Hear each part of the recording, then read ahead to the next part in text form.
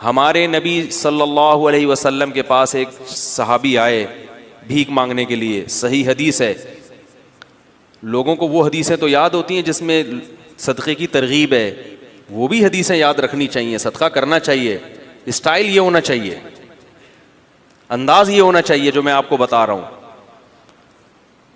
صحابی آئے, انصاری صحابی, عرض کیا یا رسول اللہ گھر میں کیا ہے؟ فاقے, کچھ بھی نہیں ہے کھانے میں. وہ واقعی بیچارے مستحق تھے, انہیں تو نبی ویسے ہی دے دیتے نا, وہ جھوٹ تھوڑی بول رہے تھے نبی کی خدمت میں آ کے. کچھ بھی نہیں ہے گھر میں. آپ نے فرمایا کچھ تو ہوگا, سب صحابہ بیٹھے ہوئے ہیں, کچھ تو ہوگا. فرمایا صرف ایک پیالہ ہے. ظاہر ہے وہ پیالہ ہے جس میں ڈال کے کھانا کھاتے ہیں, وہی اگر بیچ دیں تو کھانا آئے گا تو پلیٹ ہی نہیں رہے گی گھر میں, برتن ہی نہیں رہے گا. آپ صلی اللہ علیہ وسلم فرمایا وہ پیالہ اٹھا کے لے آؤ.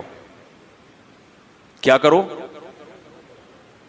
یہ حدیث تو پیالے کے بارے میں, آپ نے جب کسی کو دیکھنا ہے تو آپ نے اپنے حساب سے اسے انٹرویو لے کے, یہ نہیں کہ پیالہ اٹھا کے لے آؤ کیونکہ حدیث میں آ رہا ہے. اب کیا ہے کہ رسول اللہ صلی اللہ علیہ وسلم نے ان سے کہا کہ جاؤ کیا لے کر آؤ؟ پیالہ. وہ لے آؤ اٹھا. نبی نے ان کو طریقہ سکھا رہے ہیں, کیسا پیارا آپ صلی اللہ علیہ وسلم کی تعلیم کا انداز تھا. آپ یہ بھی تو کہہ سکتے تھے بھائی اس پیالے کو بیچو, یہ خریدو, یوں کرو جاؤ. تو آپ نے معلم کو بھی بتا دیا کہ تم نے غریب کو صحیح راستہ بھی دکھانا ہے اور اس کے ساتھ اس راستے میں تعاون بھی کرنا ہے. وہ بیچارہ کانفیڈنس نہیں ہوتا, آپ نے اس کو سمجھا کے نکل لیے, وہ کنفیوز ہے یار میں نے کیا کرنا ہے. ہر آدمی میں کانفیڈنس نہیں ہوتا, قوت فیصلہ نہیں, تو آپ نے بتا دیا کہ اس کے ساتھ تعاون کرنا ہے, اس کی حوصلہ افزائی کرنی ہے. تو آپ یہ نہیں آپ صلی اللہ علیہ وسلم نے فرمایا کہ جاؤ وہ پیالہ بیچو اور یہ کرو اور وہ کرو اور خود ہی کر لو سارا کچھ. فرمایا لے آؤ. جیسے جیسے کہہ رہا ہوں نا ویسے ویسے گویا انگلی پکڑ کے چلانا سکھا رہے ہیں, بھیک سے انگلی پکڑ کے چھڑوا رہے ہیں. یہ زیادہ بڑی خدمت ہے. اگر آپ صلی اللہ علیہ وسلم ان صحابی کو کھانا دے دیتے, صدقہ دے دیتے, اگلے دن پھر آ جاتے, وہ تو کھاؤ ختم. اور تھوڑے دنوں میں کیا ہوتا, ان کی زوجہ بھی یہی, بچے بھی یہی کر رہے ہوتے. یہ بھیک ایسی بیماری ہے جو نسلوں میں چلتی ہے. خاندانی بھکاری ہوتے ہیں بعض لوگ, ارے ہمارے ابا بھی یہی کام کرتے تھے. ٹھیک ہے نا. تو نبی صلی اللہ علیہ وسلم نے فرمایا جاؤ پیالہ اٹھا کے لے آؤ. وہ صحابی پریشان ہے, اب کیا ہوگا بھائی, ٹھیک ہے نبی نے کہا ہے لے آئے. آپ صلی اللہ علیہ وسلم نے فرمایا اسے کون خریدے گا؟ ہر چیز کا کوئی نہ کوئی طلبگار ہوتا ہے. ایک صحابی نے فرمایا 1 درہم میں یہ مجھے دے دیں. آپ نے فرمایا اس سے زیادہ میں کون خریدے گا؟ بھائی اب بزنس کا تو اصول ہے نا, سرمایہ چاہیے تو جتنا زیادہ سرمایہ لے سکتے ہو. ابے یار بھائی بزنس کا تو اصول ہے, حلال سرمایہ ہے. تبھی یہ یاد رکھو اسلام نے کسی چیز کی قیمت متعین نہیں کی ہے. نبی نے فرمایا دعوا الناس, لوگوں کو اپنے حال پہ چھوڑ دو, قیمتیں متعین مت کرو. ان اللہ هو المسعر, اللہ چیزوں کی قیمتیں خود متعین کرتا ہے. جس چیز کی قیمت اللہ نے بڑھانی ہوتی ہے مارکیٹ سے شارٹ کر دے گا اس کو, جس چیز کی قیمت اللہ نے گھٹانی ہوتی ہے مارکیٹ میں اللہ اس کو وافر مقدار میں پھینک دیتے ہیں. اس لیے اصل اصول یہی ہے کہ کسی چیز کی قیمت متعین نہیں ہے. آپ جو اپنی چیز دھوکہ نہ ہو اس میں, جس قیمت پہ چاہے بیچیں. لوگ کہتے ہیں وہ تو پھر اتنی قیمت چیز مہنگی ہو جائے گی. بھائی وہ آپ سے نہ خریدے, وہ ساتھ والے سے خرید لے, کیا خیال ہے؟ تو وہ تو خود بخود, ہاں گڑبڑ جب ہوگی جب تاجر مل کے آپس میں ایکا کر لیتے ہیں, معاہدہ کر لیتے ہیں کہ اس سے کم پہ نہیں بیچنا, یہ ناجائز ہے.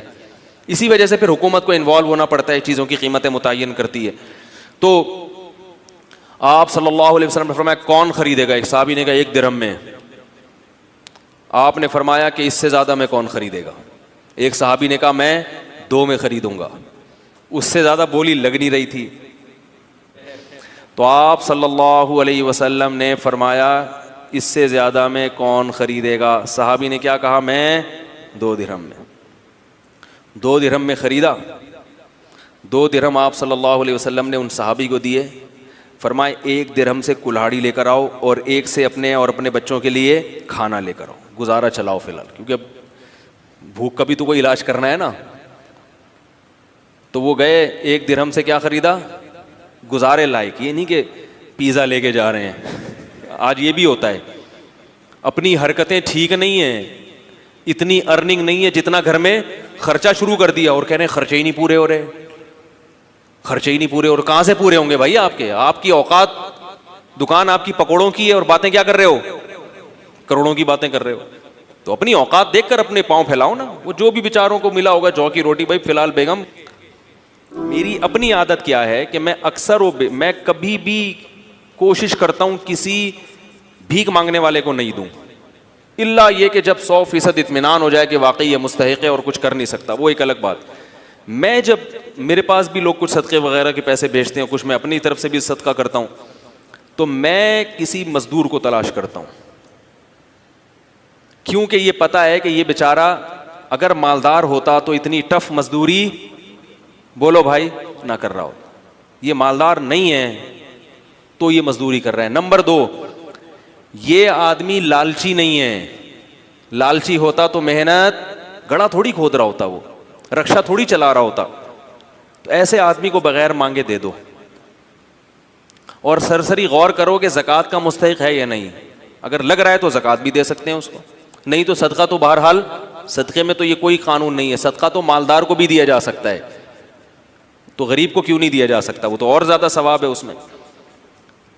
اور بعض دفعہ اگر میرے پاس کوئی بڑا اماؤنٹ ہو تو پھر میں کیا کرتا ہوں, میں کسی غریب سے یہ پوچھتا ہوں, جو انٹرویو لیتا ہوں نا, کہ بھائی آپ یہ کیوں کر رہے ہو, یہ کیا ہے. وہ اس کو نہیں پتا ہوتا یہ مولوی صاحب مجھے چندہ دیں گے. اگر پہلے پتا چل جائے نا تو پھر چھوڑو ہوتے ہیں. پھر آج کل یہ غریب کیا ہوتے ہیں, لمبی لمبی چھوڑنا شروع کر دیتے ہیں, کہہ رہے ہیں مجھے 2-3 کروڑ روپے مل جائے نا, پھر ایسی باتیں شروع کرتے ہیں. ان کو نہیں پتا ہو ویسا ہی ہے, ہیلو ہائے, اور بھائی طبیعت سیٹ انڈی والان خا ٹول مول. اگر پٹھان ہے تو تھوڑا سا پشتو مشتو ماری, پنجابی ہے تو تھوڑا سا اس میں, اور بھائی پہاڑ کی حال ہے تو ٹھیک ٹھاک ہو, اس طرح کی تھوڑی سی گلا شلنا کر کے تو تھوڑا سا اس کو مانوس کیا. اس کے بعد اس سے رپورٹ طلب کی, اور بھائی کیا کر رہے ہو, گھر بھر کیسا چل رہا ہے. تو جو عزت دار آدمی ہوتا ہے وہ پہلی دفعہ میں تو یہی کہے گا الحمدللہ اللہ کا دیا بہت کچھ ہے. اب یہ نہیں کہ ہم بھاگ گئے, اس کا مطلب ہے بندہ سفید پوش ہے, اللہ کا شکر ادا کر رہے ہیں.